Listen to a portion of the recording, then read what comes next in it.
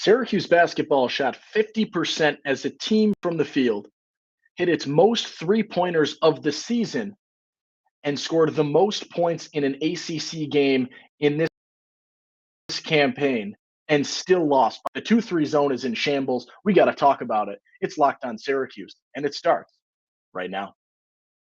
You are Locked On Syracuse, your daily podcast on the Syracuse Orange, part of the Locked On Podcast Network, your team every day.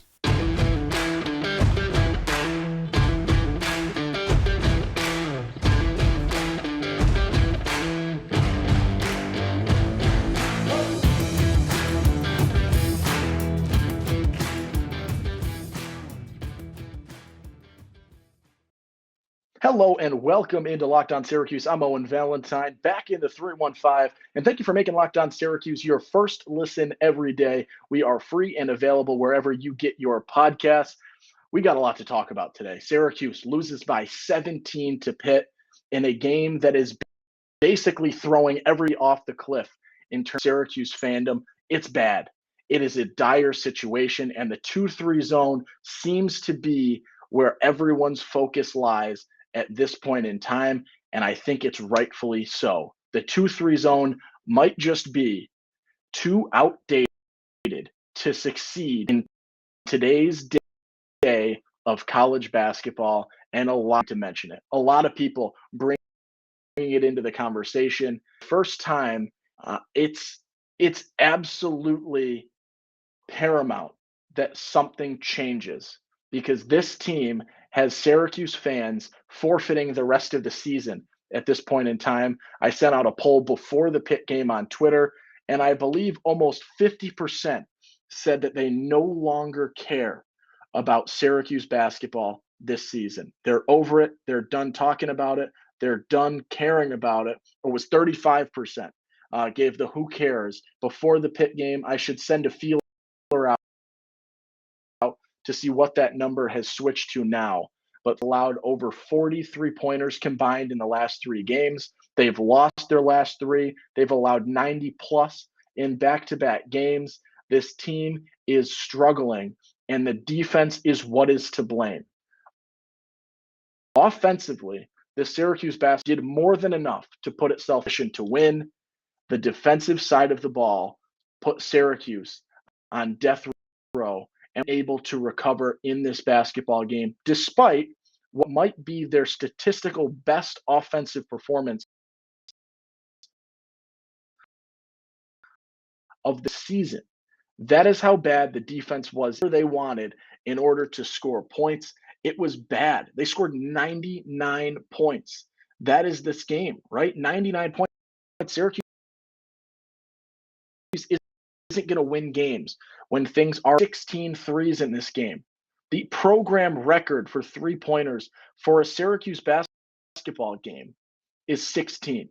Okay, Pitt tied Syracuse's all-time record for most threes hit in a single game, and that is just becoming the norm.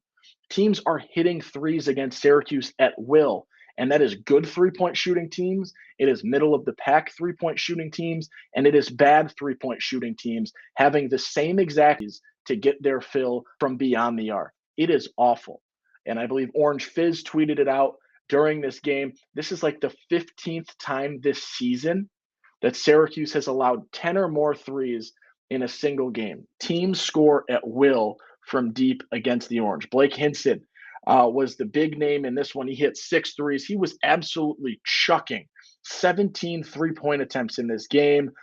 Greg Elliott, similar, went 5 for 11 from three. Pitt wasn't even shooting at an all too abnormal efficiency. The looks they were getting were just so solid and so frequent that they kept shooting from three. They took 41 three-pointers in this game, and if that is not indicative of what Syracuse is allowing defensively, I don't know what is. It is really bad. The 2-3 zone cannot handle today's day and age of basketball with this group of players. It is starting to become evident, and incredibly evident, that the 2-3 zone cannot handle what is happening in college basketball, with more and more shooters on the floor, with people spreading the court. things like that. This is the issue. And teams are able to, even in situations, right? It's not even the typical recipe of get the ball to the foul line and go to the short corner or find somebody on a three during a rotation. It's dribble the ball up the court and one pass to the wing for an open three. It's really, really simple things. That is how frequent you are getting an open three. And the wings are struggling and the rotations are bad. And you look at it and you just wonder, how are they still playing a 2-3 zone, acting like something different is going to happen outcome wise? You talk about the definition of insanity, right? Repeatedly doing the same thing, looking for a different outcome. You are way too far into this to think that this is going to just snap and be normal, be back to life, right? You cannot snap and have the world go in exactly the way that you are thinking it will go right one day and have the 2-3 work 30 games into the season. That is not when that transition happens. That transition happens midway through the non-conference if it's going to happen.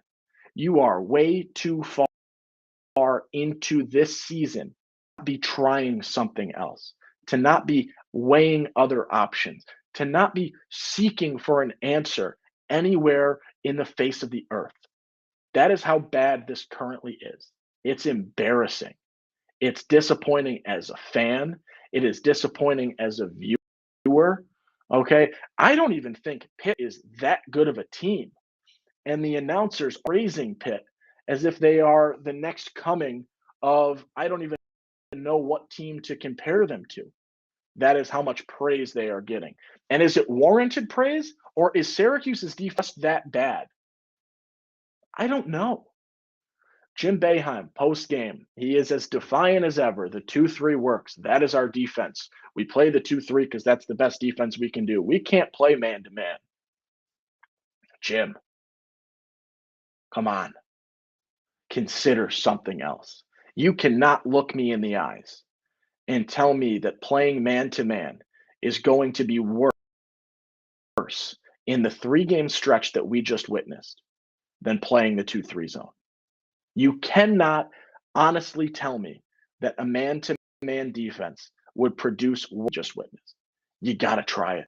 You gave 1 game's worth of man-to-man efforts, and then you went right back into the old ways. It was promised. Young group, let's give it a shot. We're going to play more man. We're going to mix things up. We're going to do that. Now you've got a team that cannot play the zone, right? That was the conversation that was had after. The conversation that's had after Pitt. It is the same narrative game after game after game after game, which just tells you that this team, this coaching staff, are not making the necessary adjustments in order to try and win games. And it is frustrating and it is infuriating. And people aren't play. People are done looking for something else to enjoy, another team to watch down the stretch this season. Something that looks better than what Syracuse basketball on the defensive side of the ball. It is time to see something else because it is so bad. And you need to wonder, is there a thought of transition? Are we drive this into the ground, and if the program comes with it, so be it? What is happening here? Because this is a dire moment in terms of Syracuse basketball. You are approaching back-to-back years of no postseason, period. Not NIT. You are approaching back-to-back years of no postseason squat. You are not winning games. You are not winning recruits. You are struggling on so many facets. And the program is at a nosedive right now. And no one is adjusting the throttle to try and get it back up. That is dire. It is worrisome. It is awful. And it is something that I think a lot of fans are up in arms about, and it is more than warranted at this point in time. We got some other stuff within this game to break down. We'll look at some performances. Plus, we got to give them credit. You've got a guy who has struggled and a guy who has battled all season, who came out with a career day in this game against Pitt. We'll give him some props. But first, let's hear from our friends over at Built Bar treat, but don't want all of the fat and calories. You got to try a Built Bar. And what makes Built Bars so good? For starters, they're all covered in 100% real chocolate. That is right, it's real chocolate, and they come in unbelievable flavors like churro, peanut butter brownie, and coconut almond. I'm not sure how Built does it, but these bars like a candy bar while maintaining amazing macros. They're healthy, 130 calories, only 4 grams of sugar, and a whopping 17 grams of protein. And now you don't need to wait around for years. We've been talking about ordering your Built Bars at built.com. Now you can get them at your local Walmart or Sam's Club. That's right. Head to your nearest Walmart today, walk to the pharmacy section, and grab yourself a box of Built Bars. You can pick up a 4-bar box of cookies and cream, double chocolate, or coconut puffs. And if you're close to a Sam's Club, run in and grab a 13-bar batter. There's churro. And I'll tell you what, once you're done, once you've enjoyed them, you can thank me later. All right, let's give the props are due. Benny Williams played the game of his Syracuse basketball career against Pitt. Benny has struggled all season long, battled, right? Even missed a game, didn't show up to a game, had to deal with some stuff. Personal reasons were what was listed. It's been a tough year for him. He's frustrated with the way he's been playing. The coaches are frustrated with the way he's been playing. Fans are frustrated with the way he's been playing. Benny put that aside for this game. And you can say what you want, and you can say that, he hasn't been playing at the level that you need him to play at. And it's disappointing and it's frustrating. And I'll tell you what, Benny Williams is an honest enough guy and very, very self-aware that he would tell you the same thing. He is not performing at the level that you thought he would or that you want him to perform at. And I think that's what makes it so difficult. But he did come out and he put up 24 points basketball game. 24 points for Benny Williams in this game. He hadn't scored in double figures since January 16th. It had been over a month since he had put up double figures. And he came out and he battled, and he was money from 3. And he looked like he was having some fun and playing with confidence. And that is something that we lost with Benny. And that was the difference, right? When you're watching his hoop mixtapes or his high school highlights, seeing the confidence and that sort of mess with me attitude that he played with in high school that wasn't there last year and wasn't there this year, to see him sort of bounce back and be able to confident clip and do everything that you need to do, 5 of 6 from deep in this game, 9 rebounds. He was outstanding. 9 positives in this team right now. There aren't a ton. This is a positive, and who has grinded and who has worked to try and figure something out. And I will give him credit. I don't know if he stays for year 3. I don't know if he tries something elsewhere. He wanted to figure it out at Syracuse. And that is why he came back from year 2. Didn't transfer after that first year when a lot of guys would have. To show that commitment, to show that grind, to show that grit, to say, I am going to figure things out with this team. I am not going to make the excuse and another excuse and say that it's the program's fault and say that it's Syracuse's fault and say anything like that. I'm going to try and do that. And to come out and play the game that he played, even if it is flash in the pan, it was really cool to see what he was able to do and see that grind and see that it worked. For one game, it worked, and you saw the Benny Williams have. And I'm going to give him the praise for that and give him some props. This was a tough game. Pitt is a decent team, and the zoo was bumping like it did back when, pre-Capel era, early 2010s era, when that place was an incredibly hostile environment and really, really tough to play in. And early on in that game, they were bumping, they were jumping, they were going crazy. They're yelling traitor at Judah Mintz. They're doing their thing. And Syracuse shut them up for a little bit. Really did. And you thought maybe this is Syracuse grabbing a quad one win. And then things faded out. And you had a tough stretch to close out the first half. Apparently, we're going to intentionally foul on a 3-point attempt, Symir. Interesting concept. I don't know where that came from. I don't know what the thought process was there, but it was there. And you go into the breakdown 4, and then you come out in the second half, and you just fall into all of the tendencies so used to. Brutal tendencies where you're not playing defense, where you are allowing them to get out in transition, where you're turning the ball over, where you're not rebounding. Those are the alarming stats. In this game, Pitt had 18 offensive rebounds. 18 offensive rebounds. 18 offensive rebounds. Did you hear me on that? 18, leading to 25 second chance points. 25 second chance points. That is awful. You've got to step it up. You have got to be able to limit those opportunities. That is not just a Jesse Edwards conversation. That is the wings in. The wings crashing the boards. That is the difference. Watch the ball in the air as a viewer. This basketball team does the same thing. They are spectators on opposing shots. The ball. They're looking. They're not expecting the ball to come to them. And Pitt is hunting the ball down because they know how easy it is to get offensive and second chance looks against Syracuse. It was not second chance opportunities. 18 offensive rebounds for them. Right? 18 offensive rebounds. They had 65 possessions. That means almost 1/3 of Pitt's possessions, they were given an extra chance in pure numbers there. That is why the defense is faulting, right? There are so many factors leading to this, but the defense allowing second chance opportunities, the rotations, the wide open looks, right? When you're giving them good looks to begin with, and then saying, here, try again, here, try again,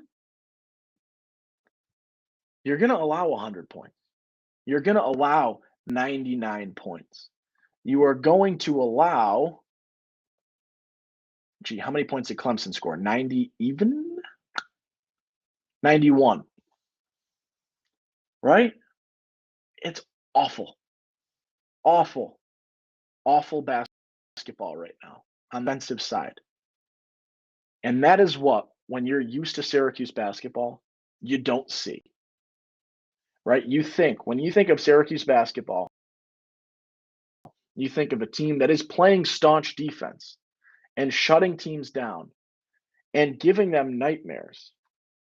And maybe the offense struggles a little bit. But you are now, year after year after year, switching the narrative. And this is a team that can do enough on the offensive side, but the defense is so far behind that you are unable to succeed. The zone used to cause nightmares. The zone used to be the end-all be-all, the reason Syracuse was winning games, the reason you absolutely feared playing Syracuse basketball. Now, the zone is something teams look forward to. Your three-point shooters are overjoyed. They're excited. They're ready to pounce on the opportunity. There's no longer a worrisome factor that coincides with Jim Boeheim's 2-3 zone. That's bad. I got no break here, no ad number 2, but if you're listening to this, actually we'll have a quick break on both YouTube and wherever you are getting your podcasts. I'm going to clap, and we're going to take a look at Twitter and see what the Twitter world has to say about this game, because I'll tell you what, I'm sure there are some thoughts. I'm sure there are some takes. I'm sure there are guys are having, some of them probably similar to what we've talked about already today. First one, Chris Machado. Look, Jim isn't on the court, so the players do deserve some of the blame. but he and the staff obviously have not connected with players like we would have hoped. Jim is supposed to make the adjustments and just has not done it. Way too stubborn. No more excuses. Jim Boeheim and stubborn coincide, and we've known that for a long time. And I don't even think he would deny that. He does what he wants to do, and he sticks to it. There haven't been the adjustments you're looking for this year. There have not been those halftime adjustments to lock down a team that you're used to. And it's the want to look, and that gets you to the bigger macro question. As we talk succession plan, whenever that might happen, is internal the best option at this point? I don't know. That's an episode that we've done already. It's a chat we've had in the past. We did so last week. But it is a conversation that I think will be recurring for a little bit of time. J Flyer 1. My point is the talent is on the roster, but the system is broken. Time for Coach B to hang it up. I like that first sentence. The talent is on the roster, but the system is broken. It does seem like these players could win games. The system is putting them in a tough spot, right? The defense is not enough, and it continues to not be enough. And you wonder what this team could do if they played middle of the pack defense. And it's interesting, and it's a deep conversation, and I don't have the answer, but it's just a frustration thing right now. Randy Horwitz, I was going to make a snarky comment about questioning the talent on the roster, but I'm not sure it's worth it. Not sure I'll watch the rest of the games. I don't think you're alone in that narrative, right? You got a game against Georgia Tech, you got a game against Wake Forest, and outside of the jersey retirements and 2003 celebrations, right? What is this team really selling in terms of the last two games of the season? I think there's a lot of people. Randy also added, I didn't see this, but I'll still listen to that. Thank you for that one. Caleb Patry, 64 points and a half. Pitt scored 64 second half points. 64 second half points. That's like that NBA game that happened the other day. That was like 161 to 100 going into double overtime or something like that. Is a nutty game. 64 points and a half. That is absurd. I think it's awfully optimistic of me to record games these days with an extra hour after end time in case they go into overtime. Yeah. You might need extra time because the game is so high scoring in that regard. But yeah, overtime has not really been a worry in a lot of these games so far. Can we get a statistic on how many uncontested shots teams get against Cuse compared to how many they get? I would love that. I would absolutely love that. I don't have it. I don't know if anyone has it. I will try and take a peek. But I think that's a really interesting detail because of the open looks that opposing teams consistently get against Syracuse. Wide open threes, wide second chance points, and that big contributor, right? When you're getting chance points, typically defense is not organized. And a quick pass or two will get you that wide open look. And those second chance points on a pass from the inside is not in the highest of regard with some things are going on there. But I think it's a Nate Oates drill where, you got to go in terms of getting the three because that inside pass to an three is so good in terms of being able to catch it. And the percentage on that catch and shoot from an interior pass back out beyond the arc is a really, really good percentage shot. And it's typically the best looks that you get from three. And Syracuse allows them so frequently. Stephen Devine, it's not unfair to say that today's game just isn't conducive to running the zone the whole game. I'm not saying his legendary approach is antiquated, but I'm saying it could be. I think the narrative is starting to shift with you, that the zone just isn't what it once was and isn't as lethal as it once was. And a lot of that you could contribute to the game shifting, right? When the zone was at its prime, you weren't as three-point heavy teams. You didn't have 5 guys on the court that could shoot the three or 4 guys on the court that were going to be able to shoot the three. And now that is way more the norm and the commonality, and you're not seeing as gritty big men and games that I believe, as Brent X put in an article, right? Games against Pitt that were grinded out, hustle games where you're playing incredibly physical and teams, and that is starting to shift. Jeff Kilkenny, Benny was great today. Yes, he was. Give him the props. He deserves them. I'm hoping, that can continue to close the season out, just so that whatever he chooses to do, his time at Syracuse at least closes or finishes this season with a spark. John Padula, Jimmy, it's time. Maybe that's for you guys to chat. Mike Dombrowski taking it a step further. Clean house. Dunner, Pitt didn't miss in the second half. They did, but when they did miss, they got the ball right back and put it back up for another basket. Pitt bought themselves a hell of a team for sure.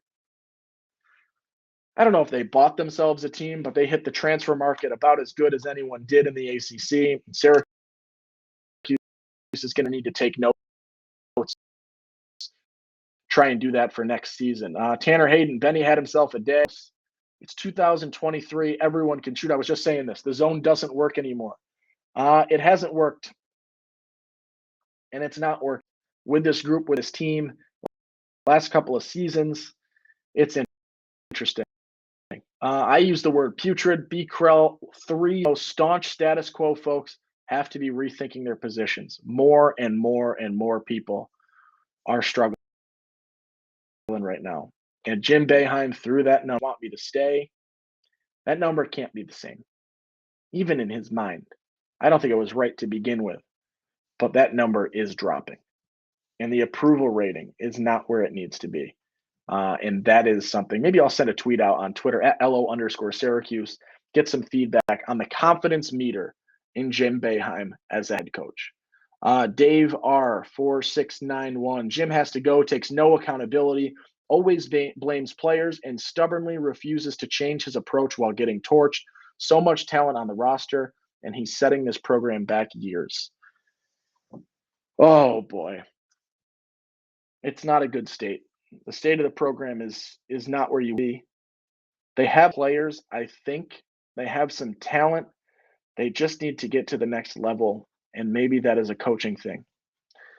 I don't know. I'm going to try and have some conversations with some people so that later this week we can take a look a little bit more in depth as to some of these ideas.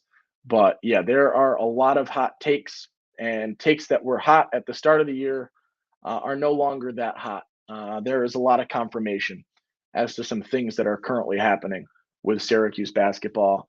And that's probably where we leave things off for today. Thank you for making Locked On Syracuse your first listen today. For your second listen, check out Locked On College. It's a fun show. They bring some good interviews from big name experts, players throughout college basketball. It's Locked On College Basketball. It's available on YouTube and wherever you get your podcast. Thank you so much for listening today. We've got some conversation. Syracuse plays Georgia tomorrow. I'll have a preview for that, although I don't really think anyone cares, which is frustrating. It's infuriating, but that is what it is. Join the conversation with us at @LO_Syracuse. Follow along with us on there. Subscribe wherever you're listening to this. If you're getting a podcast, if you're on YouTube, you can subscribe there. You can find another video right there. I think other than that, I'm sorry this is disappointment. I'm sorry it's frustrating, but it is what it is. And let's take the next steps, have some conversations, see where we go from here as we head into which could be very short-lived for Syracuse. I'll catch you tomorrow.